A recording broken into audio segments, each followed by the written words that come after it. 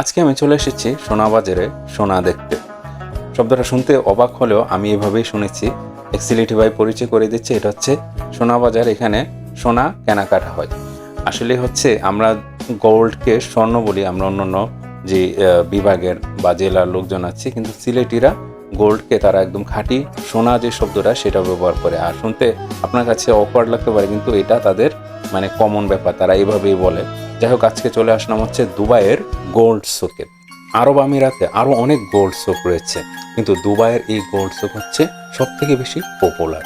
যাই হোক, আমি একটা বিষয় এখন আপনাদেরকে শেয়ার করি, সেটা হচ্ছে এই যে গোল্ডের দোকানগুলো দেখছেন, এভাবে গোল্ডগুলো সাজানো, আমি ভাবতাম এগুলো ইমিটেশন, কিন্তু জিজ্ঞেস করে দেখি সবগুলো হচ্ছে রিয়েল, একটা ইমিটেশন না।